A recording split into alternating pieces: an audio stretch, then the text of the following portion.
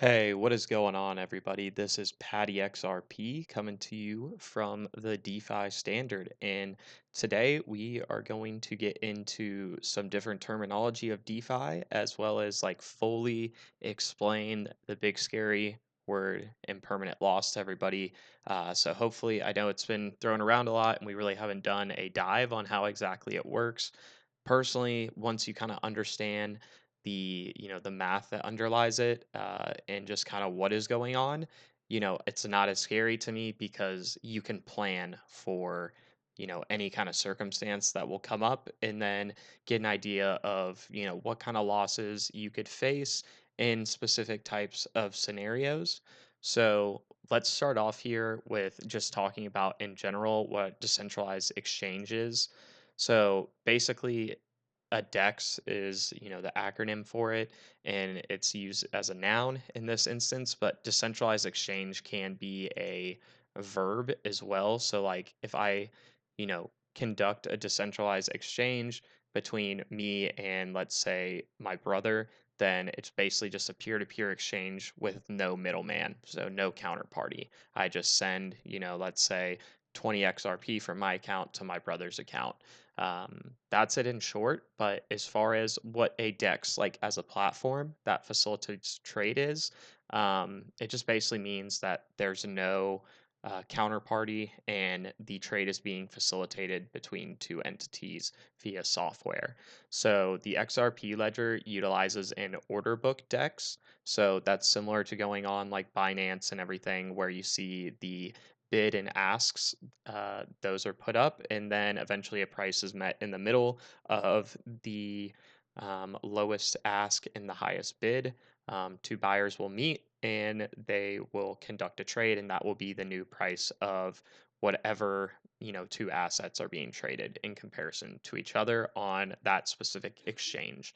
Now, as far as for the Flare network, Flare Finance's platform, FlareX, which is going to be hosting their decentralized exchange, will be utilizing something called an automated market maker. Acronym is AMM, and this sets the price of assets with an algorithmic formula and utilizes arbitrage in order to maintain that. So let's touch on AMMs further. And just something else to add here. AMMs are pretty common now for a lot of the DEXs we see on Ethereum. So Uniswap is one of the pioneering protocols that utilizes an AMM, and everybody knows about that. It has a really high market cap for that token and has done billions of dollars worth of volume in some days over the past year. So basically, an AMM is what's built into the DEX protocol on FlareX, which is Flare Finance's platform, like we were saying, and it facilitates the swapping of assets without a counterparty via an algorithmic formula. This algorithmic formula is utilized to price the assets being swapped rather than an order book, which relies on bid-ask spread, like we were saying. So in regards to FlareX, it uses something called a constant product, which ensures that liquidity remains the same at all times. This is the constant product formula, very simple.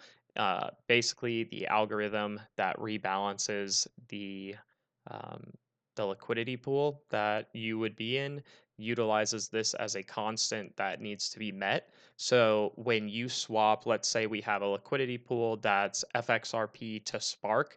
When you swap some FXRP for Spark, you are now putting more FXRP into that liquidity pool and taking Spark out. And that's coming to you. So this now all of a sudden makes the ratio between the two assets values in the pool no longer equal. So this is what you would call like a 50-50 liquidity pool, which is what Flare Finance is going to be utilizing from the outset.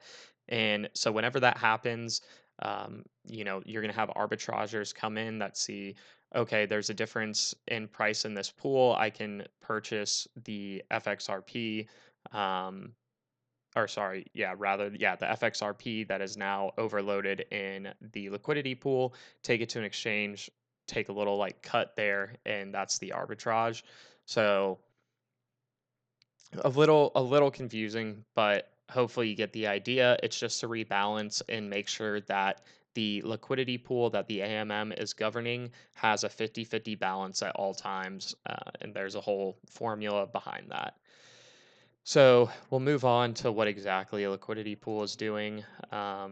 And that is a liquidity pool is simply an aggregation of assets provided by, it could be retail or institutional users, and there are no capital barriers to enter. So traditionally, market makers need to have a ton of assets in order to facilitate trades and earn off of those trades enough. So, like, their margin is the small spread for making markets. And with liquidity pools, this opens it up to all of us, so that everybody can participate. You could participate with like $1,000. You could really do whatever you want. Now, whether that's going to be lucrative for you in the end, it's going to depend on what happens during your time within a liquidity pool. And so, to add on to this, so you can kind of understand how entering a liquidity pool would work in the FlareX platform. So, whenever you enter your value, which would be 50% of it in one asset and 50% of it in the other asset of the pool, basically you will earn fees from every asset swap that takes place in the liquidity pool. So, you're earning some kind of constant yield. Now, it's going to be highly dependent on the volume going through that pool, how much you're earning. So, the more volume through the pool, and then how much of the relative value you have in that pool is going to determine what kind of fees you are making. And then additionally, when you enter into that pool, liquidity providers are issued something called liquidity pool tokens, so LP tokens for short. That's what you'll normally hear them said. And basically, they just represent the value that you have staked in that pool. You can also think of them as keys to unlock your value out of that pool. So if you want to take it out, you deliver your liquidity pool tokens back to the liquidity pool, and you can take out the assets that you have staked in there based on whatever value they're equal to at that point in time. And also, we see some DeFi protocols on Ethereum and other networks using composability with lending protocols. And this lets you use the value you have staked in a liquidity pool for collateral in lending protocols. So you could even take a loan out while having your assets in a liquidity pool, possibly. I don't know if Flare Finance is going to offer this from the get go. I've seen some talk around it, but that's something in the future that is a possibility. And then on top of that, you can take these LP tokens, and this is what will allow you to stake in the Flare Farm protocol that's going to be on Flare Finance. Just a brief reminder: Flare Farm is the fair distribution protocol that Flare Finance is putting out. So they're going to have, I want to say, around like 8,000 YFIN of the 11,000 total supply will be delivered through this Flare Farm protocol. And there's about um, 8 different pools. Let me get those pulled up and we can take a look. All right, now that we can see these, there's going to be in the Flare Farm protocol, there will be one single token pool, which will be YFlare. You don't have to go through the FlareX platform to earn the YFIN associated with this pool.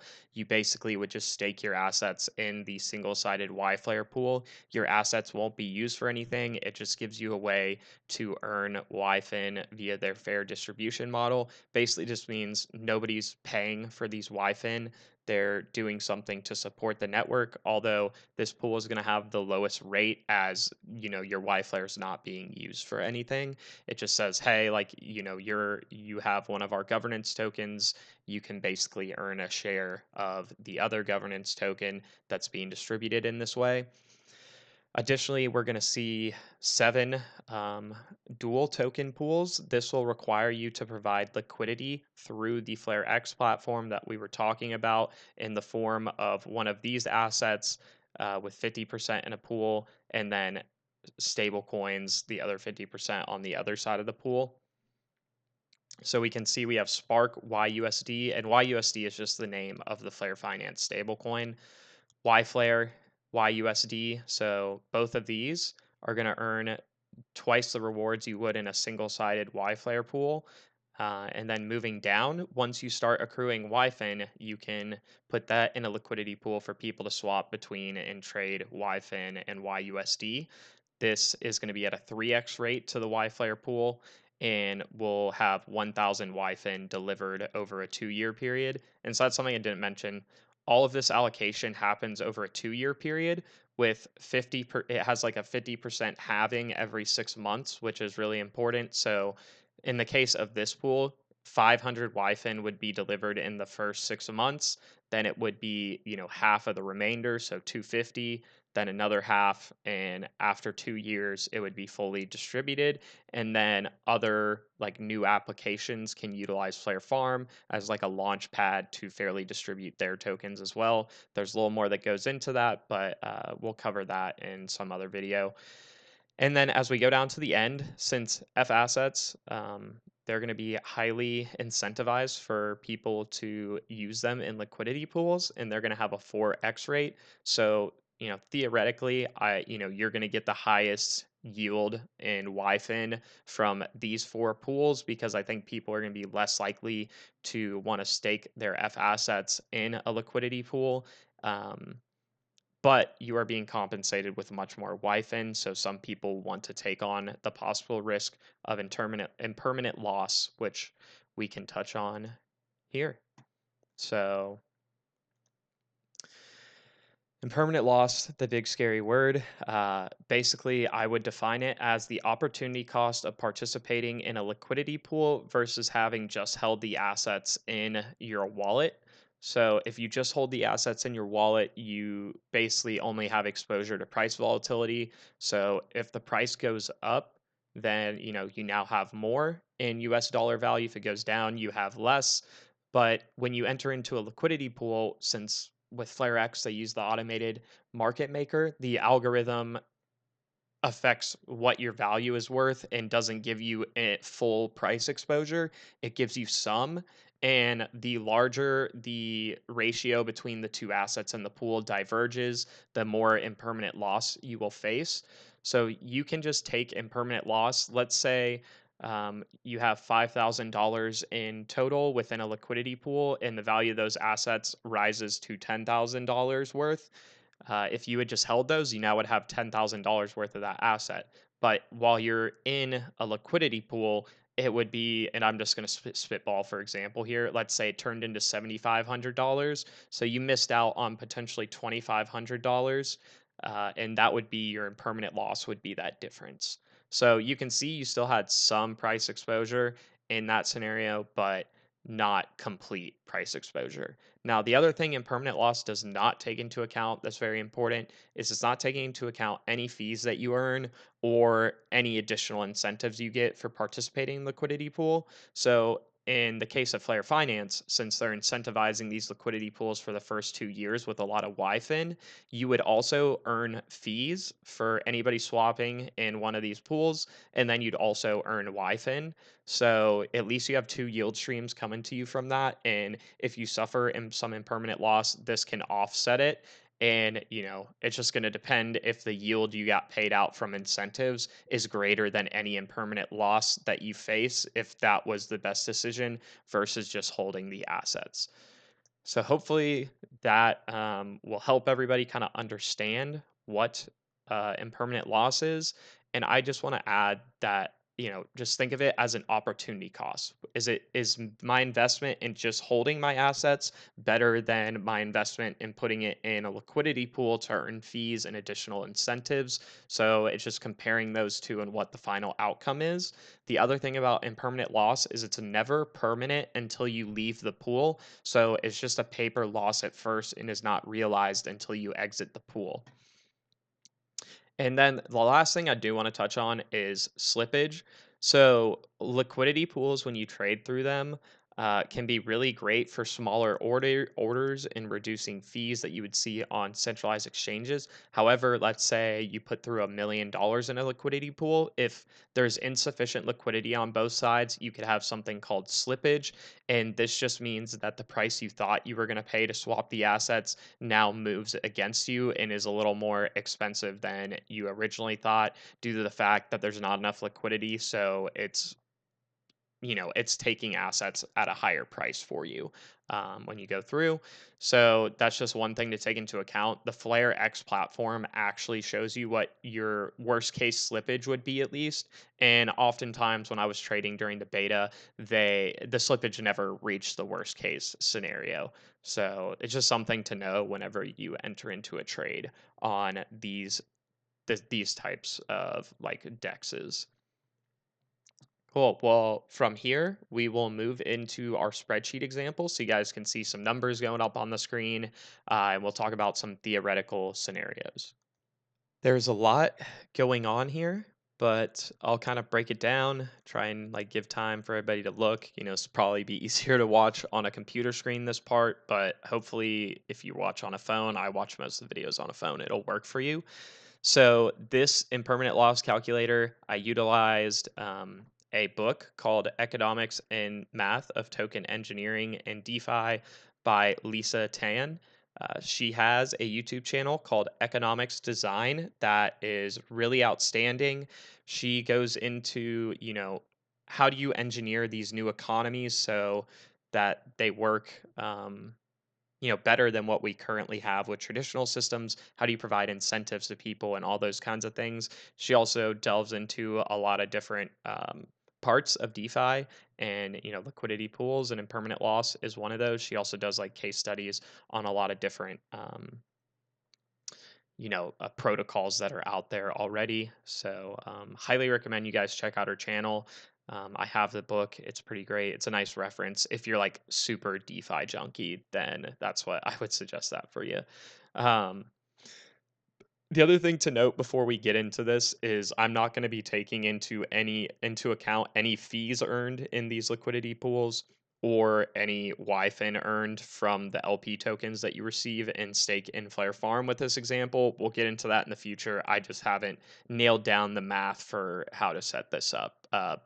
So that'll be a future video where we can kind of like compare situations to like what you would be earning in yield from the fees and YFIN from Flare Farm. So starting off here, let's use an example of FXRP and YUSD. And let's say their prices are equal when you enter into the pool. So you put in 5,000 FXRP and 5,000 YUSD on both sides of the pool. You can see that they have the same value. So it's evenly split 50-50, and you have $10,000 staked in the pool. The constant product in this situation, like we kind of talked about earlier, is 25 million.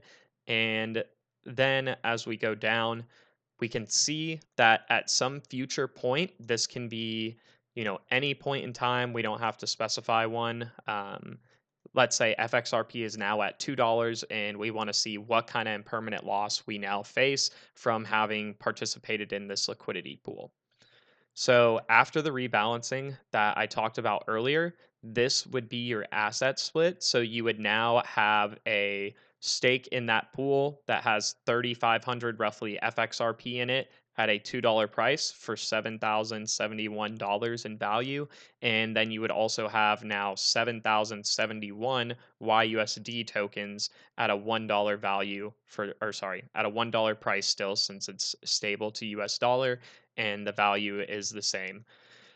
And kind of, just to explain again what's going on here, as the price of FXRP rises, that means the pool needs to rebalance to less FXRP tokens within the pool so that the value between YUSD and FXRP remains the same.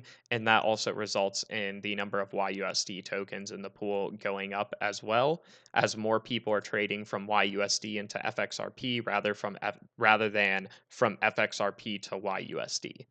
So there's more demand for the FXRP token. That's basically what's going on there.